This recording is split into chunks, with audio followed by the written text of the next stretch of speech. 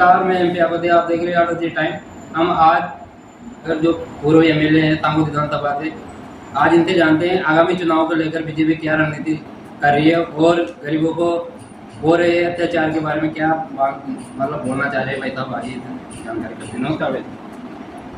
देखिए, आगामी चुनाव को लेकर भारतीय जनता पार्टी ने अपनी एक रणनीति बनाई है और उसके तहत हम नहीं सहेगा राजस्थान हमारा अभियान चल रहा है। इससे भ्रष्ट, निकम्मी और नकारा सरकार और जिस तरह से इस सरकार में आए दिन महिलाओं पर अत्याचार हो रहे हैं, बलात्कार हो रहे हैं और ये सरकार फिर भी इस पर जू नहीं रह रही है। जिस तरह के कानून व्यवस्था इस सरकार के कार्यकाल में बिगड़ रही है, आम आदमी परेशान है। किसान इसलिए परेशान है कि उससे झूठ बोल करके इन्होंने वोट लिया कि हम संपूर्ण कर्जा माफ़ कर देंगे। युवा इसलिए परेशान है कि उनसे कहा कि हम तुम्हें रोजगार भत्ता देंगे, 3,500 रुपये तुम्हारे हर महीने खाते में आएंगे। ये सब चीज़ें आज युवाओं में और किसानों में है। और यही नहीं, न तो गाँव में किसानों को बिजली समय पर मिल रही है, न गांव में रहने वाले गृहिणियों को समय पर बिजली मिल रही है।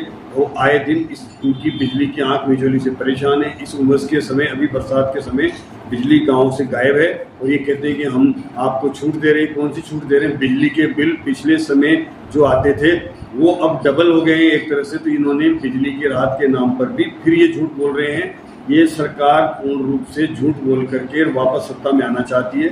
हम इसको किसी भी तरह से संभव नहीं हो सकेगा। अब हमारे कार्यकर्ता गांव-गांव में बूथ स्तर पर हमने मजबूत हमारा एक नेटवर्क बनाया है, संगठन बनाया है और हमारा कार्यकर्ता आने वाले समय में हर बूथ पर हमारी नीतियों को पहुंचाएगा। भारतीय जनता पार्टी की जो केंद्र सरकार है मोदी जी की, उसकी नीतियों को पहुंचाएगा। उनकी योजनाएं हैं जो चाहे वो शौचालय से लेकर के और गरीबों के मकान से लेकर के, किसान के लिए सम्मान निधि से लेकर के और जो भी योजनाएं हैं किसानों की, उन सबको हम लेकर के जाएंगे और इस सरकार को हमेशा हमेशा के लिए दफन करके और इस बार इतनी बुरी तरह से हराएंगे कि ये सरकार कभी भी ये कांग्रेस उठ करके और 50 साल तक वापस नहीं आ सके। तो सर मैं कहना चाहता हूँ जैसे कांग्रेस ने महंगाई राहत कैंप लगाया, इससे जनता को फायदा हो रहा है या नुकसान हो रहा है? देखिए, इन्होंने जनता को फिर गुमराह किया है। ये महंगाई राहत के नाम पर इन्होंने पहले 50 यूनिट फ्री करे जो सबको आ रहे थे। अब कह रहे हैं कि 100 यूनिट हम फ्री करेंगे और आपको रजिस्ट्रेशन करवाना अनिवार्य होगा। वहाँ पर राहत कैंप के नाम पर केवल और केवल इन्होंने महंगे अपने टेंडर करके और उन टेंडरों में भी भ्रष्टाचार किया है। महंगाई राहत कैंप के नाम पर चाहे कूलर लगाए हों, चाहे वहाँ के टेंट लगाए हों, उन सब में भ्रष्टाचार हुआ है बड़ी मात्रा में और आम लोग वहाँ परेशान हुआ है। वहाँ केवल सरकारी आदमी बैठे रहे और इनके ठेके के आदमी बैठे रहे। कोई इनका जिम्मेदार अधिकारी और अफसर वहाँ नहीं मिले और जनता परेशान होकर के वहाँ से आई है। और ये इन्होंने केवल इसलिए किया है कि जनता को ये साबित करना चाहते हैं कि हमारे कैंपों में आए, वो मांग करे और वो जिस तरह से ये जनता के साथ कुठाराघात कर रहे हैं, जनता सब समझ रही है कि हमें आने की जरूरत ही नहीं थी। अगर ये चाहते तो डायरेक्ट सबको ही, वो सारे डेटा इनके पास है, सबको डायरेक्ट बेनिफिट दे सकते थे। कोई आवश्यकता नहीं थी राहत कैंप के नाम पर जनता को परेशान करने की। और इन्होंने राहत कैंपों में कोई जनता को राहत नहीं मिली, बल्कि जब उन्होंने देखा कि हमारा बिल जो आया है वो दुगना आया है तो उसका कोई लाभ उसको नहीं मिला। तो सर अभी जो राजस्थान में एक और नई पार्टी आ गई, जैसे जोधपुर संभाग में आरएलपी है और अभी उदयपुर संभाग में आदिवासियों ने हमें पार्टी को ली और अपने कोटा में भी आम आदमी। तो आम आदमी का कितना वोट बैंक रहेगा इस मूवमेंट में, क्या कहना चाहते हैं? देखिए, आम आदमी को कोई भी यहाँ ऐसा वोट बैंक नहीं है जो उसके पक्ष का हो। आने वाले समय में आम आदमी पार्टी को बुरी तरह से हार झेलनी पड़ेगी और वो केवल अपनी उम्मीदवार इसलिए खड़ा करना चाहते हैं। आम आदमी पार्टी का भ्रष्टाचार से सब समझ चुके हैं। उन्होंने जिस तरह से दिल्ली में भ्रष्टाचार किया और जिस तरह की सरकार पंजाब में नकारा चल रही है, वो सब आम लोग समझ रहा है, सामान्य जन उससे वाकिफ है। इसलिए राजस्थान में इसका खाता कभी खुलने वाला नहीं है। रही बात टीडीपी की और अन्य संगठनों की, वो भी अपना अपना प्रयास कर रहे हैं। जहाँ तक होगा उसका निश्चित रूप से अगर कोई सबसे ज़्यादा नुकसान होगा इनका तो वो कांग्रेस पार्टी को होने वाला है। तो बीजेपी को तो फायदा है, आम आदमी पार्टी का भी कहना चाहते हैं? देखिए, हमारा वोट बैंक जिस तरह का हमारा पहुंच है, हम अपने वोट बैंक पर पकड़ बनाए हुए हैं और आने वाले समय में और अच्छी पकड़ हमारी बनेगी।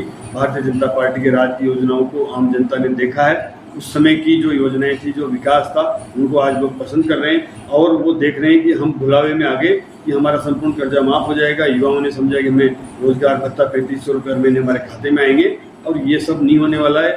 जनता से इन्होंने कहा था कि हम आपका 5 साल में कभी कोई बिजली का बिल नहीं बढ़ाएंगे, वही रेट रखेंगे जो पूर्ववर्ती है।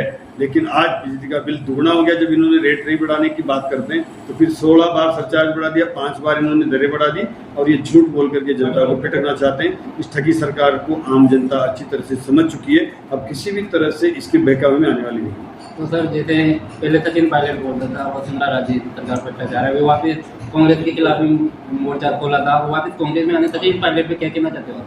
देखिए, सचिन पायलट को अब ये लग गया कि कांग्रेस की सरकार वापस नहीं आनी है, इसलिए उन्होंने भी अपने प्रयास छोड़ दिए हैं। अब वो किसी तरह का कोई पार्टी में बयानबाजी नहीं कर रहे हैं। उनके लोगों ने भी ये समझाया बताया कि अब ये कांग्रेस सरकार तो आ नहीं रही, अगर आपको दायित्व मिलेगा तो आपके माथे ठीकरा फूटेगा।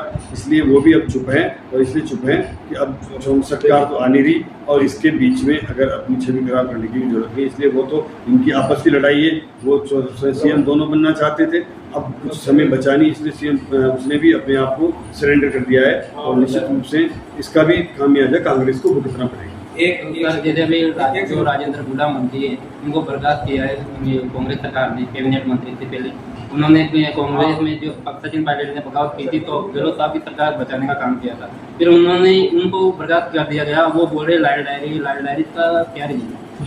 देखिए, राजेंद्र गुड़ा ने सरकार के खिलाफ कई बार मोर्चा खोला है, चाहे वो भ्रष्टाचार को लेकर के उन्होंने कहा ये सरकार में बैठे हुए अधिकारी और मंत्री 50% भ्रष्टाचारी है कांग्रेस सरकार ले रही। जब उनको बर्खास्त नहीं किया, उन्होंने कई मुद्दों पर सरकार के खिलाफ मोर्चा खोला। जब बर्खास्त नहीं किया, उन्हें इस बात के लिए बर्खास्त किया कि उन्होंने महिलाओं पर जो मणिपुर में की बात को लेकर के यहाँ की तुलना की जा रही थी, उन्होंने ये कहा कि मणिपुर से ज़्यादा महिलाओं पर अत्याचार राजस्थान में हो रहा है, पहले अपनी गिरेबान में जा करके देखें। तो इस बात को लेकर के उन्हें बर्खास्त किया गया। तो निश्चित रूप से ये सरकार संवेदनशील नहीं है। अगर किसी ने सत्य बात उठाई है तो वो न इसी सरकार में मंत्री सुरक्षित है, न विधायक सुरक्षित है, न कोई आम आदमी सुरक्षित है। ये सरकार कभी नहीं चाहती कि सही बात को उठाने वाला उनके खिलाफ केस दर्ज कराए जाते हैं। आज राजेंद्र गुड़ा के खिलाफ भी उनके घर पर सर्च किया गया और उनको फंसाने के लिए भी ये सरकार जी तोड़ कोशिश कर रही है कि कैसे उनको जेल में डाला जाए, कैसे उनको फंसाया जाए झूठे केसों में।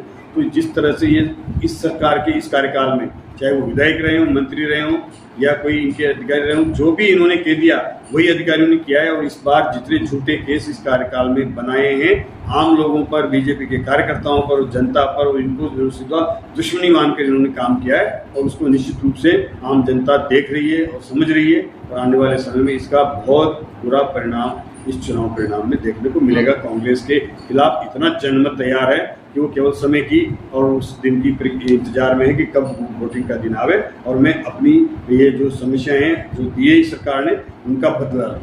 तो सर अभी आप वापस टिकट लेके चुनाव देखिए, चुनाव में टिकट लेने वाला देने वाला नहीं हूँ मैं। तो जो भी सरकार, जो भी हमारी पार्टी है, वो जो भी दायित्व देगी उसको करने के लिए हमेशा तत्पर है और वो जो भी जिम्मेदारी पार्टी देगी उसके अनुसार हम पार्टी को जिताने का काम करेंगे। तो सर 2018 में भी आप बहुत कम वोटों से आ रहे थे, ज़्यादा 19-20 का फर्क है, इसके लिए कौन दोषी? देखिए, हम जीत के निश्चित रूप से सुनिश्चित थी, लेकिन कांग्रेस ने जिस तरह से झूठ बोला और इनके आका राहुल गांधी ने यहाँ आकर के कहा कि 10 दिन में संपूर्ण कर्जा माफ़ कर दूंगा और जो बेरोजगारों को रोजगारी भत्ता दूंगा, उससे हमारा थोड़ा सा पिछड़ गए, वरना किसी कीमत पर हम नहीं इनसे हारने वाले थे। और अब जनता सब कुछ समझ चुकी है, तो निश्चित रूप से हम निश्चित हैं आने वाले समय में भाजपा की 180 सीटें आने वाली है, जो एक कीर्तिमान होगा, कांग्रेस के लिए एक सबक होगा। सर जैसे अभी कुल्ला में जो पुलिया निर्माण हो रही है, वहाँ पे जो मकान दर्ड़ाए गए हैं जो जेसीबी द्वारा, उनको बहुत सालों से 20-25-30 साल से रह रहे थे, उनको पट्टे नहीं है और बेचारे बाहर जो थे बना के रह रहे, उनको कोई मुआवजा भी नहीं मिल रहा है। मैडम कहना किसी भी विस्थापित को हटाने के लिए एक संवेदनशीलता होती है कि अगर वो 20-25-30 साल से रह रहे हैं तो पहले उनको विस्थापित किया जाए, उनको उचित गरीबों को स्थान दिया जाए, ताकि वो गरीब भी अपनी, उसको स्वयं की जमीन नहीं है तो जहाँ भी उसने अपनी झोपड़ी बनाई है तो उसको निश्चित रूप से वहाँ विस्थापित करके और फिर इनके कार्य कराया जाना चाहिए था। इसलिए ये गरीब विरोधी सरकार है, ये इसके संवेदनशीलता इसकी खत्म हो चुकी है और ये इसी तरह से गरीबों को ऊपर इसी तरह से परेशान कर रही है। तो सर आगामी चुनाव जैसे दलित हत्याकांड हुई, सरकार कांग्रेस बहुत हुए, पहले भी हो रहे थे, तो ये जो अभी इंद्रमेघ वाले वो भी दलित कमाता आता था, उसका भी मैटर बहुत ये हुआ है। और अभी अपने कोटा में भी कल दलित कमा के कोई वो है, तो कल रैली निकाली गई थी रामलाल जी टटोरा तो अगर आपकी सरकार आती है राजस्थान में आने वाले टाइम में दलितों के लिए क्या? देखिए, जितने भी दलितों पर अत्याचार हुए हैं उन केसों को मजबूती के साथ में जांच करवा करके दोषियों के खिलाफ सरकार आने पर कार्रवाई की जाएगी। और ये जो भ्रष्ट सरकार बैठी हुई है, जिस तरह से इनके मंत्री और ये सब भ्रष्टाचार कर रहे हैं, इन भ्रष्टाचारियों के खिलाफ भी आने वाले समय में जब सरकार बदलेगी तो जांच करके इनको भी निश्चित रूप से सबक सिखाया जाएगा। कोई इसी तरह से किसी भी सरकार का अगर पैसा दुरुपयोग हुआ है, भ्रष्टाचार हुआ है तो